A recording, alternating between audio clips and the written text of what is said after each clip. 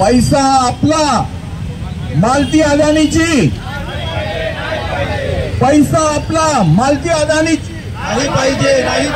अरे पैसा आपला, मालकी अदानीची नाही पाहिजे, अरे पैसा आपला, मालकी अदानीची नाही पाहिजे, नाही पाहिजे.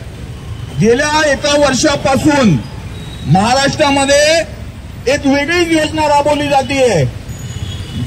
चंदा द्या, धंदा द्या.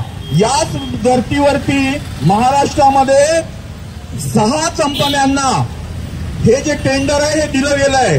आणि आता जे आमच्या साथीदारांनी सांगितलं की प्रीपेडचं जे मीटर आहे ते पुण्यामध्ये अदानी कंपनीला दिलं जाणार आहे. मुंबई, नवी मुंबई आणि इतर भागात, कोकण भागामध्ये सुद्धा अदानीला दिलं गेलेलं आहे. या अदानीला स्वतःला मॅन्युफॅक्चरिंग नाही, हे स्वतःचे मीटर बनवत नाहीत. असं असताना सुद्धा या मीटरची परवानगी त्यांना दिली आहे. आणि याच्यातली महत्वाची गोष्ट म्हणजे आपले साधे आत्ताचे स्मार्ट मीटर असतात जे प्रीपेड नाही आहेत, त्याची किंमत साधारण 4200च्या जवळपास आहे. असताना ज्या मीटरची किंमत जास्तीत जास्त 6000 होते त्या मीटरची किंमत आज 12000 लावली जाते. आणि हे 6000 मुळात कुणी ठरवलं होतं तर जे उत्पादक आहेत त्यांची कमिटी झाली, त्यांची मिटिंग झाली, सचिवांनी त्याच्या किमती मागितल्या, किमती 6000 ठरल्या. आणि 6000 ठरल्यानंतर महाराष्ट्रामध्ये मात्र मागच्या वर्षी टेंडर काढलं गेलं आणि 12000ला दिलं गेलं. हा जवळजवळ डबल पैसा, एवढा पैशाचा भ्रष्टाचार याच्यामध्ये आहे. आणि तुम्हाला सर्वांना माहिती नाहीये किंवा असेल सुद्धा, याच्यामध्ये यातल्या ज्या 2 कंपन्या आहेत या 2 कंपन्यांनी निवडणूक रोखे भाजपला दिलेले आहेत. हे याच्यामधली लिंक आपल्याला लक्षात घ्यायला पाहिजे. त्यामुळे या भ्रष्टाचाराचे पुरावे सुद्धा पुढे आलेले आहेत.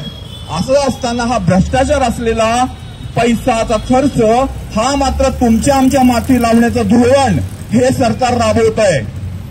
प्रत्यक्षामध्ये महाराष्ट्रामध्ये वीज सर्वाधिक महाग आहे, इतर राज्यांमध्ये स्वस्त आहे. याचं कारण म्हणजे हा भ्रष्टाचार, विजेची गळती आणि ती गळती शेतकऱ्यांच्या माथी लादणं असं धोरण आहे.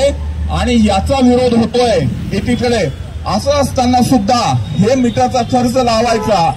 याच्यातली पुढची गंमत अशी आहे ती हे मीटर लावलं गेल्यानंतर 10 वर्षाचं टेंडर ते मेंटेनन्सचं टेंडर अदानीला दिलं जाणार आहे. म्हणजे मेंटेनन्स खर्च पण त्यांचा, पण आपण अदानींना भरायचे, मीटर कट करणार पण अदानी. आणि या 10 वर्षानंतर याची मालकी अदानींकडे जाईल. असं म्हणजे हा जो पैसा आहे हा 12000 मधला फक्त 900 केंद्र सरकारचा आहे. उर्वरित पैसा हा महाराष्ट्रातल्या जे ग्राहक आहेत त्यांच्याकडनं वसूल केला जाणार आहे. आणि तो जवळपास दरवर्षी वीज बिलामध्ये 30 पैशाची वाढ करून हा जो पैसा वसूल केला जाणार आहे. त्यामुळे हे सर्व धोरण जे आहे हे अतिशय तांत्रिक असलं तरी अत्यंत महत्वाचं आहे. हे जनतेला पोचवायला लागेल की हा पैसा अप्रत्यक्षरित्या तुमच्या खिशातनं काढला जातोय.